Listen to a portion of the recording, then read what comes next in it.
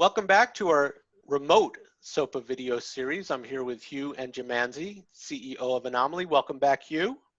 Thank you.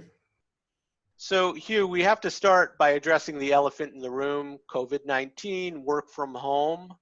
I'm hearing a lot about the increase in the amount of cyber adversary activity, which means more threat intelligence. Are you seeing this, and how are you helping your customers get through this? Yeah, we absolutely are seeing this. One of the things, as you mentioned, is because of the essentially mass migration across all industries, from working in offices to where possible working from home, that has become sort of the new target arena.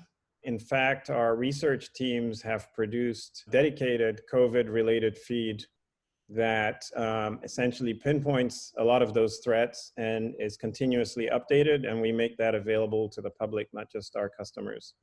And related to that, you talked about, in the last video, we talked about operationalizing threat intelligence. And getting back to SOPA, that's all about integration of products.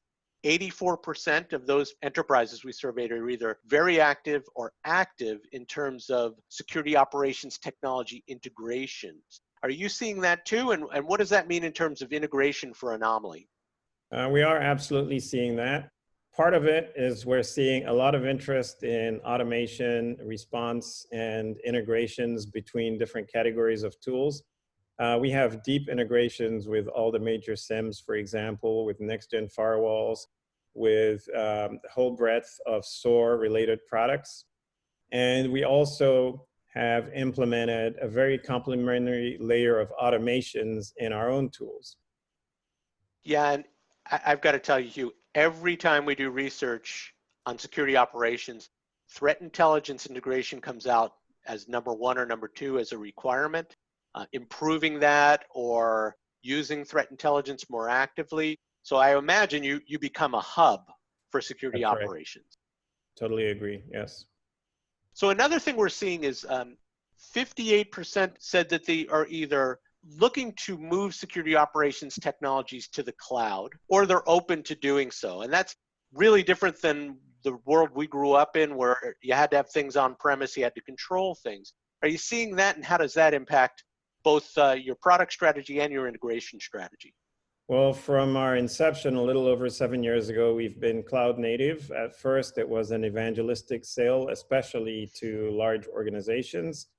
And because of that, we've always made sure that we have several platform deployment options for our customers. So today, we still have on-prem options. We have native SaaS, and we have what we call hybrid, which lets people mix and match. For example, if they have sensitive data they want to store on-prem, but they still want to run the majority of their operation online, we also have those choices. I'm sure you're seeing this too, but with work from home and the need to get things up and running quickly, the need to crunch a lot of data, I'm seeing the movement to the cloud. And I don't think we're going back. I think this is kind of a permanent repercussion of COVID-19 and the pandemic. Absolutely. And I think the longer we have sort of the lockdowns and the stay-at-homes, and especially if they start recurring, essentially the new pattern of behavior is getting imprinted on the entire planet, basically.